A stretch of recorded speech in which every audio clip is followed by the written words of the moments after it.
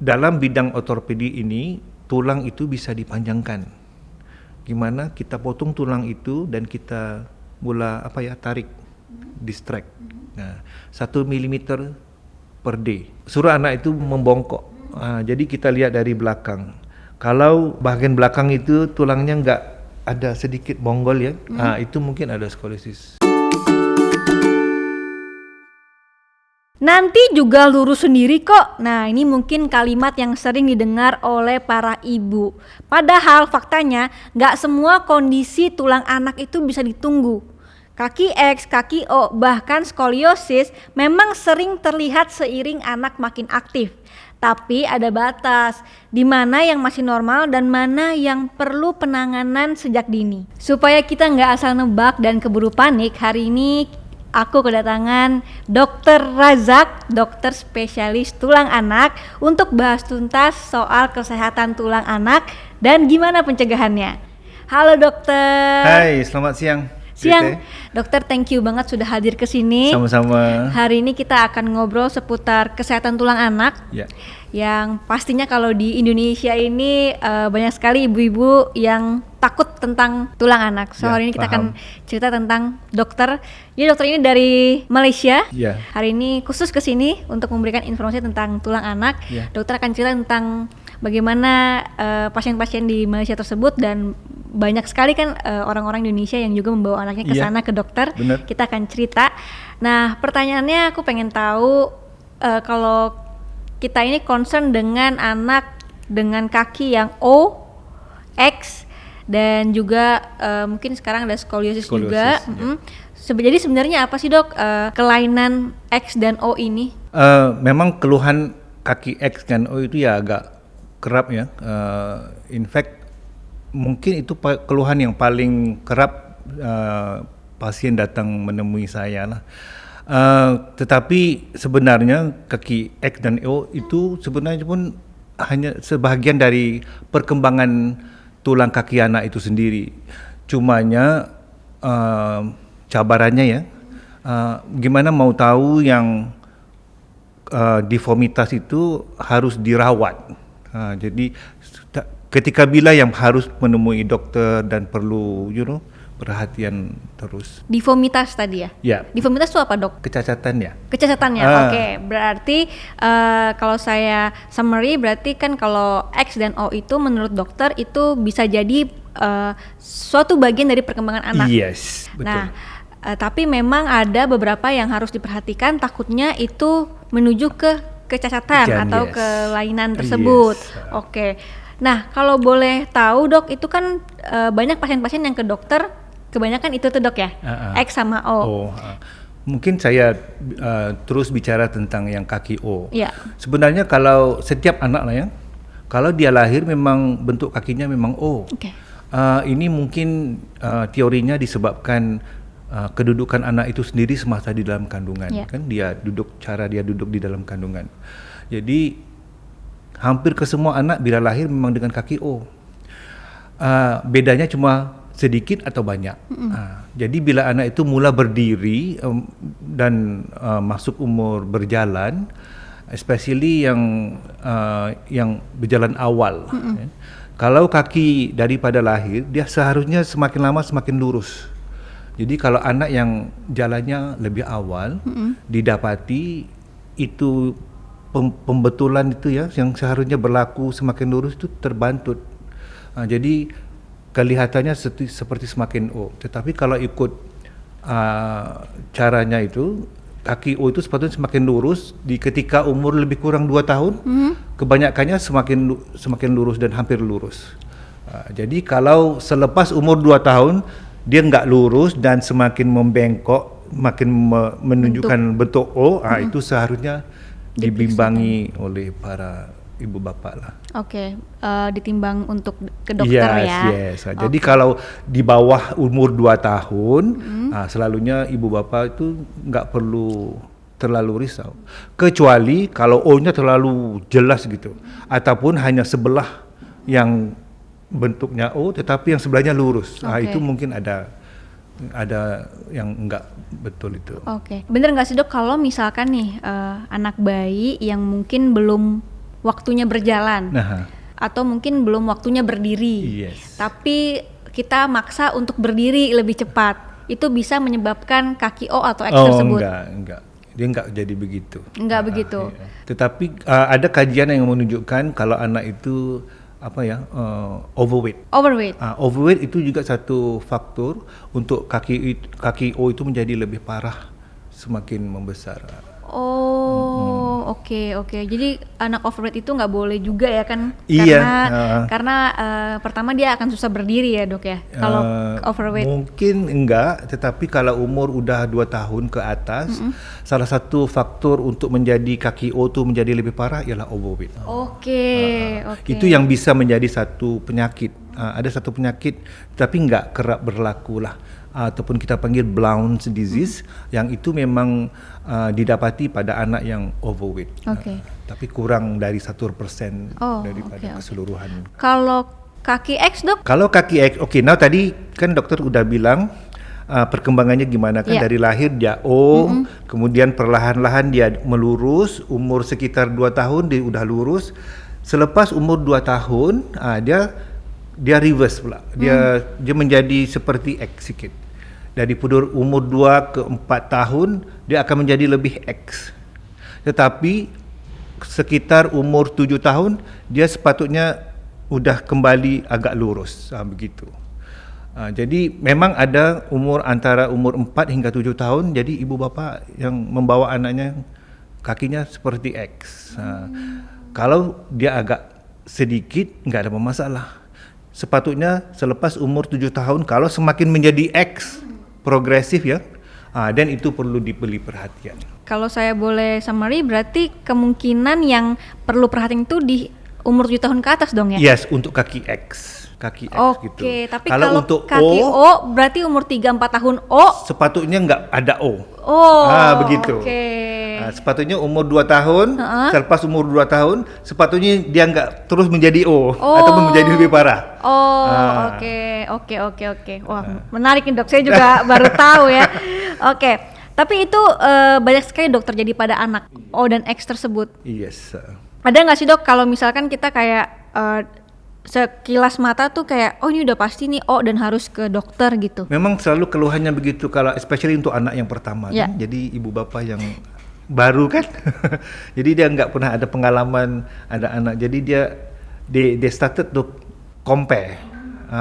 Apatah lagi kalau kaki O-nya itu agak jelas. Tapi seperti yang saya bilang tadi, kalau anak itu kurang dari 2 tahun, itu mungkin masih normal.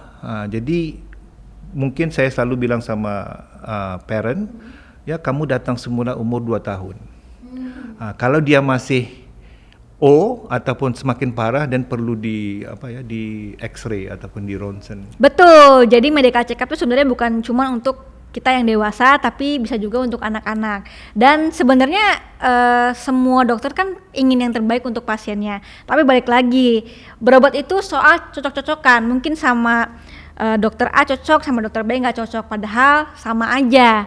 Dan apalagi kalau kita berobat untuk anak-anak, biasanya kan mereka belum bisa untuk cerita ya masalah sebenarnya tuh apa gitu kan. Gak heran kalau misalkan orang tua biasanya cari second opinion. Gleneagles Hospital Kuala Lumpur itu bisa menjadi salah satu second opinion kalian. Dan Gleneagles Kuala Lumpur ini bergabung dengan IHH Healthcare, jaringan rumah sakit terbesar di Kuala Lumpur, dan ditangani oleh dokter yang berpengalaman dengan fasilitas yang sangat lengkap. Dia juga unggul di segala bidang, jantung, kanker, ortopedi, dan juga ada kesehatan wanita dan juga anak. Jadi buat yang mau cari second opinion atau mencoba medical check up ke luar negeri, itu sekarang sudah bisa dibantu persiapkan dari sebelum kita berangkat ke Malaysia. Satu nasihat yang selalu saya bilang kepada parent ya, simpan gambar. Jadi dia bisa sendiri assure. Jadi katalah hari ini dia rasa kaki anaknya O, jadi 6 bulan kemudian diambil gambar lagi. Jadi kan itu bisa di compare ya, di compare. Dokter, kaki anak saya sudah mulai melurus. Jadi ataupun mungkin sudah semakin melurus, dan dia sendiri, parent akan rasa sendiri yakin yang ini bukan satu masalah. Jadi harus difoto terus ya dok ya. Oke, nah kalau dari pengalaman dokter nih ya, penyebab paling sering kaki O atau X itu apa sih? Apakah ada faktor genetik atau mungkin ada kesalahan orang tua yang kita nggak tahu? Still kaki O dengan kaki X yang penyebab utama itu sebahagian dari physiological ataupun sebahagian dari perkembangan kaki anak. Mungkin kurang dari 5% itu memang ada masalah. Ada penyakit yang disebabkan oleh nutrisi, seperti kekurangan vitamin D. Jadi kakinya agak jadi lemah, jadi bentuknya menjadi bentuk O ataupun menjadi X. Oh, jadi kalau misalkan kekurangan vitamin D itu bisa menyebabkan kaki itu jadi lemah, tulang lah ya. Tulangnya jadi lembut. Jadi lemah. Jadi seharusnya dia bisa mungkin berdiri tegak, jadi pelan-pelan kayak bentuk O gitu.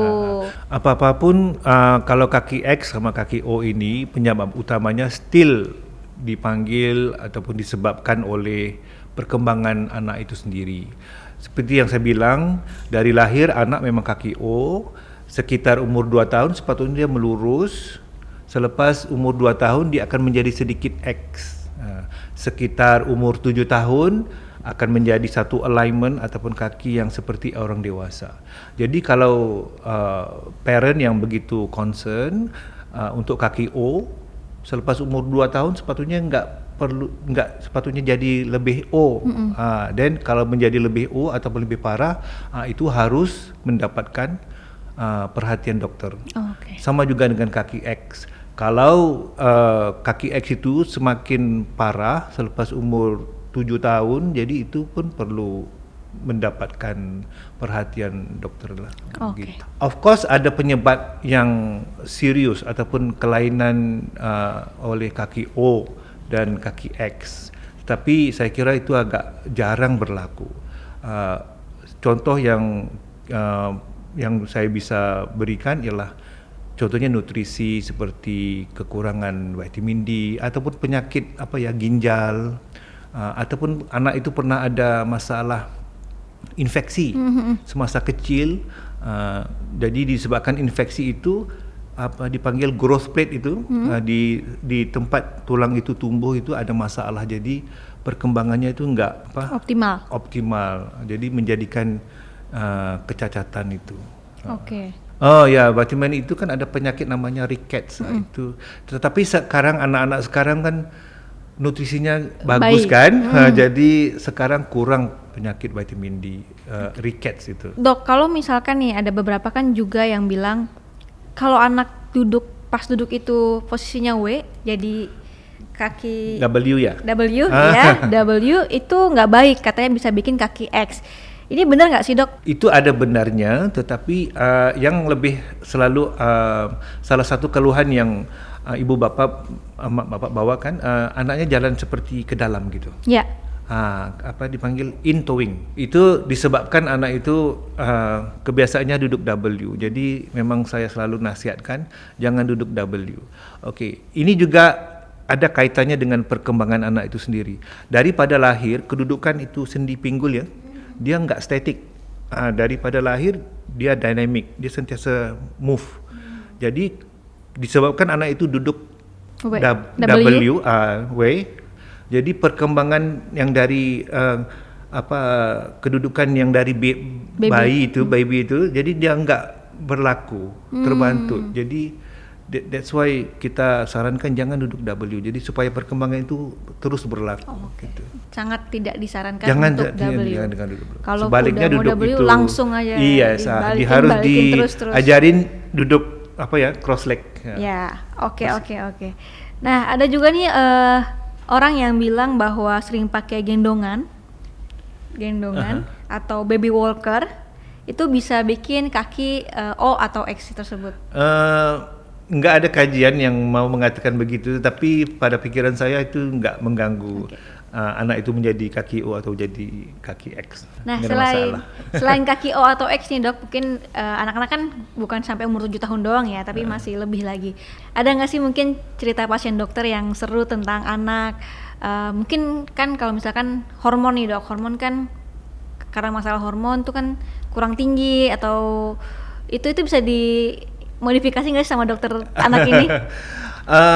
Kalau dia terlalu luar dari normality itu memang harus dirawat lah.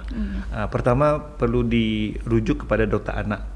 Apakah benar anak ini ada masalah hormonnya? Gimana kita mau tahu kalau anak dibawa jumpa dokter kan akan diukur ketinggiannya dan di-chart, Kalau dia terlalu di luar normality itu memang seharusnya diselidik ataupun dilakukan ujian darah sama ada dia ada hormon yang kekurangan itu. Yang itu selalunya dirawatin oleh pakar anak gitu. Kecuali kalau anak itu ada masalah kecacatan yang perlu dibetulkan, barulah dirujuk kepada dokter tulang anak gitu. Oke, biasanya kecacatannya itu apa, Dok? Kecacatannya kaki yang bengkok nggak lurus ataupun dia kurang panjang. Kurang panjang satu atau dua-duanya? Bisa juga dua-dua ataupun bisa juga sebelah aja gitu. Oke, jadi bisa jadi jalannya apa ya? Pincang ya. Pincang ya? Pincang. Jalannya pincang itu berarti ada suatu masalah. Yes. Ketidaksamaan antara kanan dan kiri. Dokter pernah nanganin kayak gitu? Of course ada. Selalunya anak itu mesti ada sesuatu yang terjadi. Dalam satu kasus yang saya rawatin, anak itu dia mengalami patah tulang. Asalnya itu dia hanya jatuh, tetapi tulang itu nggak mau cantum.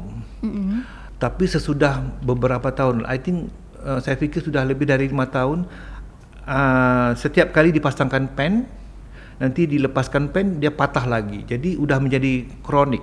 Karena udah terlalu kronik kan tulangnya nggak cantum, dia mengganggu proses perkembangan tulang itu sendiri. Lama kelamaan dia menjadi sangat pendek. Jadi perkara pertama yang saya harus lakukan ialah pastikan tulang itu cantum. Jadi operasi pertama itu dibuang bahagian tulang yang agak enggak normal itu dan dicantumkan, dilekatkan dan diletakkan pen. Sesudah itu saya harus rancang untuk dipanjangkan.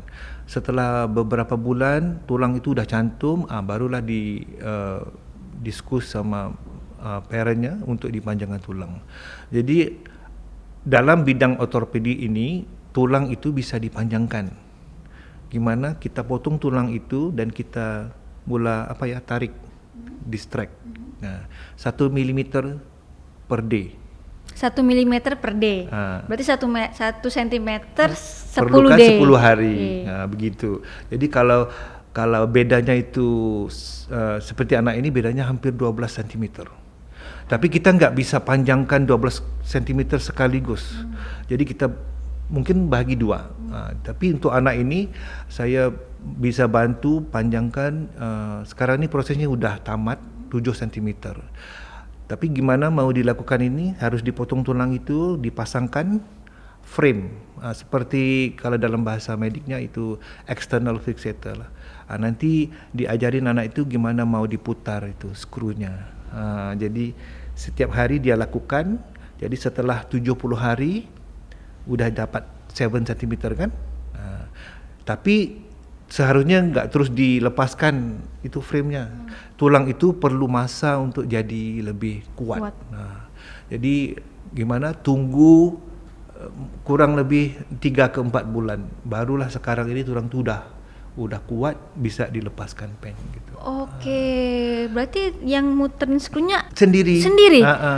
Kalau anak itu udah besar ya dia bisa. Yang kasus yang saya rawatin ini udah besar dalam umur 7-8, jadi dia bisa lama-lama dia bisa. Mula-mula of course ibunya perlu lakukan tapi bisa dilakukan di rumah. Jadi dia nggak perlu duduk di rumah sakit terlalu lama. Dan itu bisa beraktivitas seperti biasa atau ada jangka waktu ya dia nggak bisa jalan dulu? Dia bisa jalan, jadi kaki yang sebelah itu normal kan. Jadi dia bisa berdiri, bisa jalan, tapi hanya perlukan itu tongkatnya. Nah itu bisa nggak metode itu kalau misalkan mungkin ada yang orang tua yang lihat anak saya pendek banget nih gitu kan, terus nggak enak sama teman-temannya dilihat terlalu jauh, bisa nggak itu dioperasi kanan kiri dok? Secara teorinya bisa, sama ada itu maksudnya untuk kosmetik lah ya. Iya. Jadi itu bisa dilakukan, tapi setakat ini saya nggak lakukan operasi untuk kosmetik. Jadi kalau untuk yang ada masalah penyakit begini baru kita lakukan. Oke. Berarti tapi kalau itu ada penyakitnya dok, namanya yang tadi beda kanan kirinya? Iya. Dan itu kita panggil seperti chronic non-union. Maksudnya tulang itu nggak mau cantum. Sudah terlalu lama. Itu kemungkinan ada penyebabnya ya? Maksudnya mungkin kecelakaan atau apa gitu? Ya, dia asalnya kecelakaan. Kalau nggak ada penyebabnya kemungkinan nggak ya? Ada juga yang anak yang lahir for some reason lah, kaki yang sebelah itu dia nggak tumbuh besarannya itu nggak sama kiri sama kanan. Dari lahir? Iya.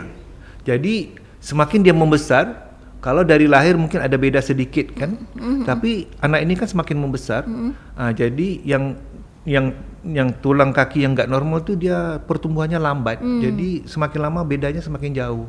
Itu disebab kita pun bidang medik nggak tahu kenapa perkara itu berlaku lah, tapi sama loh. Dari bayi dioperasinya atau udah gede? Jadi operasinya hanya perlu tunggu. Mungkin kalau bedanya udah 5 cm, itu mungkin waktu yang sesuai untuk dipanjangkan. Kalau clubfoot, nah itu kelainan dari bayi atau gimana dok? Itu clubfoot selalunya kelainan dari bayi. Dokter pernah juga nanganin? Ya, banyak clubfoot itu agak common juga ya. Rawatannya itu perlu dimanipulasi seperti diurut ya, kemudian terus dipasangkan gips.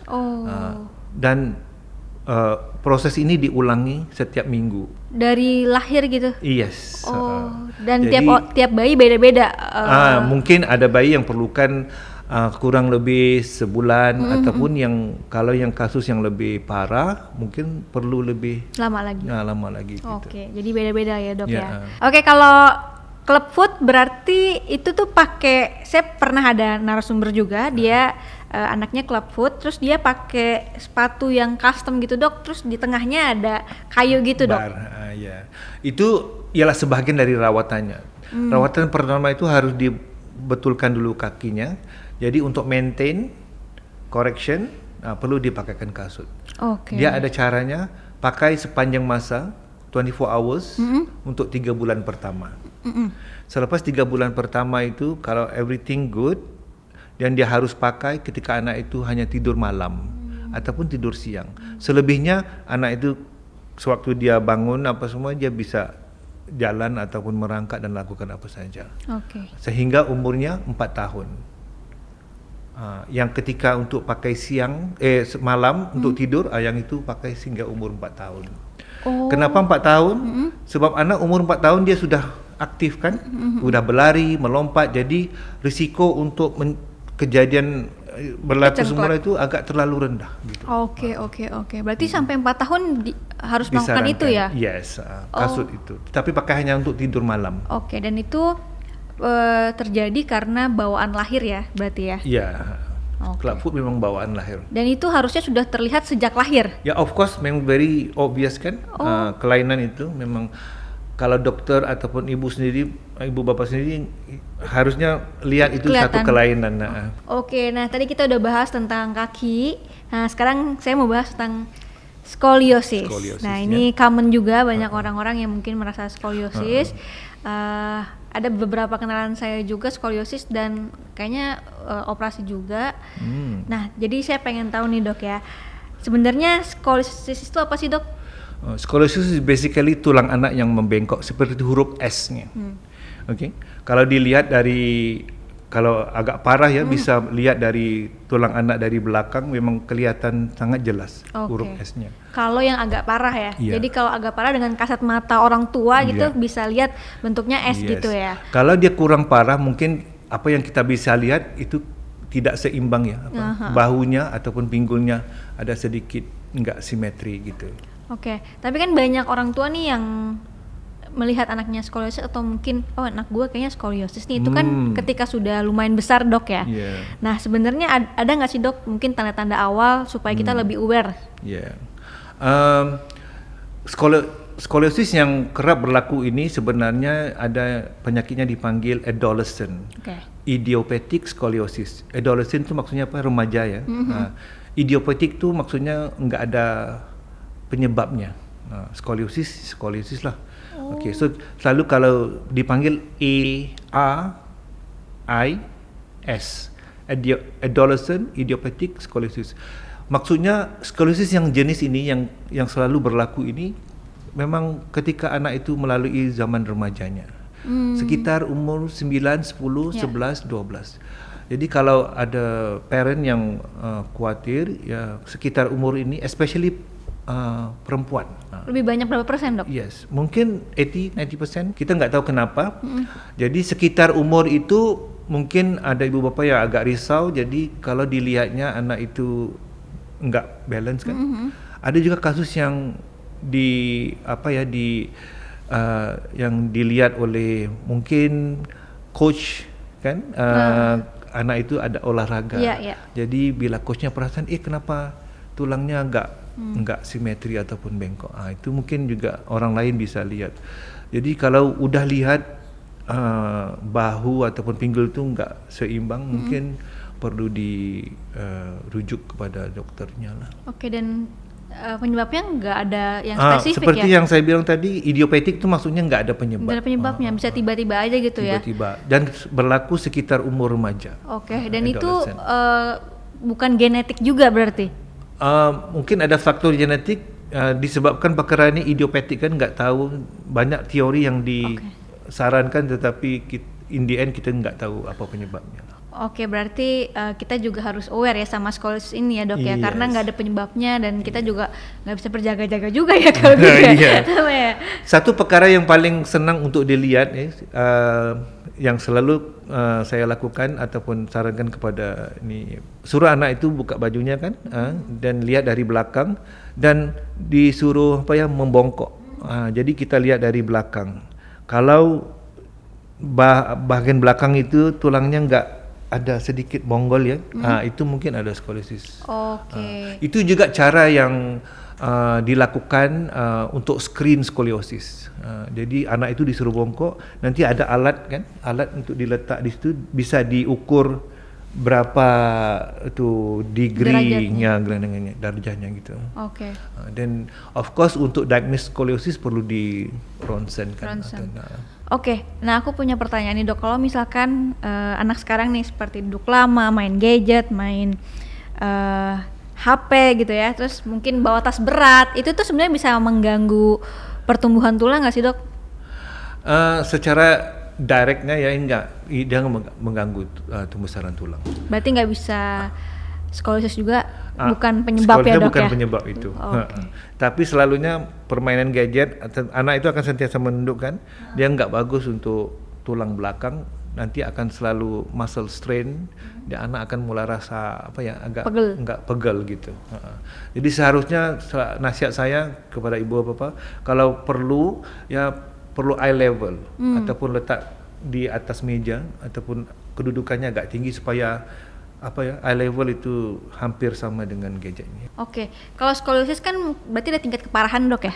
Iya, dia depend pada keparahannya. Oke. Nah, berarti ada juga yang memang tidak perlu diapa-apakan walaupun scoliosis. Yes, of course. Still majority nggak perlu dilakukan apa-apa. Oh, majority-nya emang nggak perlu dilakukan apa-apa? Yes, hanya perlu dimonitor sebab kita tahu scoliosis ini anak itu semakin membesar kan. Jadi secara teorinya itu dia akan bisa semakin bengkok kan? Bengkok. Jadi salah satu cara untuk mengetahui itu kita harus lakukan ronsennya setiap 6 bulan. Kalau darjahnya itu mencapai lebih dari 5 degree setiap 6 bulan, itu satu tanda yang agak progresif, yang bisa parah. Tujuannya untuk monitor darjah ini sepatutnya dia enggak melebihi 45 darjah, 50 darjah sekitar umur matang. Yaitu kira-kira umur 17, 18 tahun. Jadi kalau anak itu katalah scoliosis ini definisinya ya, darjahnya kalau lebih dari 10 darjah baru dikira scoliosis. Jadi katalah anak itu udah ada scoliosis saya bagi contoh lah 15 darjah. Mungkin nggak perlu lakukan apa-apa lagi. Hanya perlu suruh datang semula 6 bulan kemudian diukur lagi darjahnya. Kalau darjah itu semakin bertambah parah, mencapai sekitar 25 ke atas, mungkin the next treatment is dipakaikan itu apa ya? Breast. Yes. Dan breast ini corset ada specialnya. Special corset. Jadi breast ini kita mau dia tahan ataupun prevent from this getting worse lah. And then mungkin anak itu perlu lakukan sedikit terapi. Ada terapi untuk skoliosis. Terapinya kayak gimana tuh, Dok? Supaya tulang anak itu sentiasa lembut ya, fleksibel. So that apabila kita pasangkan itu brace, jadi dia bisa dibentuk. Gitu. Berarti itu kayak gerakan-gerakan gitu atau mungkin ada kayak? Ada gerakannya. Oke. Tapi ada juga yang sampai harus operasi. Yes. Itu kenapa, Dok? Dan kalau dioperasi itu maksudnya diapain? Diluruskan kah tulangnya atau diapain sih? Oke, selalunya kasus yang perlu operasi ini maksudnya darjahnya agak parah. Sekitar umur mau matang 17-18 tahun itu darjahnya kira-kira dalam 45 ataupun 50 ke atas gitu. Karena apa? Walaupun anak itu udah matang umur 17-18 tahun dan darjahnya itu udah mencapai sekitar 45-50 itu, nanti kalau nggak diluruskan dia bisa terus parah walaupun umurnya udah meningkat 20-an 30-an. Jadi sarananya kalau dia melebihi umur 40, darjahnya melebihi 45 atau 50 memang perlu lakukan operasi. Gimana operasi? Of course perlu diletakkan besi. Operasinya agak major nih. Diletakkan besi, diluruskan. Tetapi itulah kalau udah dilakukan operasi di tulang belakangnya itu agak menjadi keras lah. Tapi dia bisa luruskan dan bisa pastikan darjah itu enggak semakin parah gitu. Sakit, Dok, untuk penderita skoliosis ini? Dia enggak terlalu sakit, tetapi dia hanya limit pergerakan tulang belakangnya gitu. Oke. Nah, kalau skoliosis ini emang bener, Dok, bisa bikin anak pendek? Iya, sebab dia disebabkan itu bentuknya kan es, jadi dia hilang height ketinggian daripada bentuk es itu. Harusnya bisa lurus jadi es gitu ya, Dok. Dia bisa lurus. Okay. Dia mendapat gain that centimeter. Oke. Nah, kalau skoliosis ini berarti anak itu nggak boleh olahraga, bener nggak sih? Kalau untuk yang agak sedikit mild skoliosis, saya selalu bilang pada anak, don't worry, dia bisa terus olahraga dan lakukan apa aja yang dia bisa mau lakukan. Asal nggak sakit ya, maksudnya nggak mengganggu dia ya skoliosisnya tersebut. Tapi kalau once sudah mulai mengganggu, boleh dikonsultasikan ke dokter gitu ya. Kalau dari nutrisi, Dok, kan mungkin sekarang orang tua sudah mulai melek ya tentang nutrisi anak. Nah, ada nggak sih, Dok, mungkin dari dokter nih sebagai dokter tulang anak, nutrisi-nutrisi yang harus tercukupi untuk pertumbuhan tulang anak? Saya selalu memberi nasihat yang general. Pastikan anak cukup gizinya seperti protein, karbohidratnya, apalagi vitaminnya, dan juga fat ya, lemak. Just balance diet, yang seimbang. Kalau untuk anak, especially yang selalu untuk pertumbuhan tulang kan selalu dibilangin kalsium. Yang lebih bagus ya dari gizinya. Susu, yogurt, apalagi ya, cheese dan sebagainya. Ramai parent yang datang, dokter, anak saya perlu makan itu suplemen kalsium. Saya bilang anak enggak perlu suplemen kalsium. Lebih baik kamu berikan dia gizi yang sehat, yang tinggi kalsium. Itu lebih bagus. Lebih bagus real food lah ya. Real food. Oke. Nah, kalau aktivitas fisik nih, Dok, bisa menunjang tinggi anak nggak nih, Dok? Kayak misalnya mungkin sekarang kan udah banyak gym buat baby atau mungkin aktivitas fisik lainnya. Prinsipal saya ya, apa-apa aktivitas yang anak itu suka, itulah yang terbaik. Kalau kita suruh anak itu lakukan satu olahraga yang dia nggak enjoy, dan dia mungkin mau berhenti dari lakukan olahraga itu. Nggak ada satu olahraga yang satu anak pun nggak bisa. Jadi of course yang yang ekstrim itu mungkin harus dielakkan untuk mengelakkan kecederaan. Tapi olahraga biasa bola sepak, badminton, apa semua itu, renang itu semua bagus. Kalau trampolin, Dok? Saya sarankan selalu kalau anak yang terlalu kecil tuh jangan terlalu awal di main trampolin, because dia mudah cedera. Kalau anak besar itu saya nggak ada masalah. Cuma pastikan perlu ada pengawasan. Kalau trampolin itu kan seharusnya perlu ada itu di pinggirnya itu betul ada. Iya. Ada kasus yang terlalu pinggirnya itu udah rusak kan, jadi dia terus langsung jatuh ke tanah dan cedera. Atau mungkin mendaratnya kurang tepat. Saya nggak pasti. Nah, mungkin ada nggak sih, Dok, pengalaman dokter nih kayak kebiasaan-kebiasaan kita sebagai orang tua di rumah yang kita kira tuh sebenarnya biasa aja, tapi ternyata ini berdampak untuk perkembangan tulang anak? Tidak ada pada saya. Apa juga aktivitas yang anak itu bisa lakukan, ya bisa aja dilakukan. Yang penting anak itu ya dia enjoy, jangan lakukan tanpa pengawasan ibu bapak itu aja. Oke, mungkin terakhir dari dokter nih, pesan yang paling penting untuk orang tua supaya nggak telat untuk menyadari masalah yang terjadi pada tulang anaknya. Perkara pertama yang mungkin paling mudah untuk ibu bapak kan, yang kalau dilihatnya anak itu jalannya pincang ataupun tubuhnya itu nggak simetri, itu mungkin perkara pertama yang harus dibawa berjumpa sama dokter lah. Dan yang kedua, kalau semakin lama semakin agak parah, itu jangan tunggu terlalu lama. Kalau masalah itu masih sedikit, mungkin mudah untuk dirawat. Dari tunggu semakin parah, mungkin lebih rumit kan perawatannya. Gitu. Ya. Oke, dokter, thank you sudah hadir ke sini, sudah ngobrol sama saya sebagai orang tua muda juga, memberikan pencerahan buat teman-teman di rumah yang nonton. Semoga dokter sehat selalu dan terima kasih. Makin banyak membantu sama-sama tulang anak. Oke. Sama juga saya terima kasih kepada Grita karena menjemput di podcast ini. Semoga kita jumpa lagi begitu. Amin. Okay.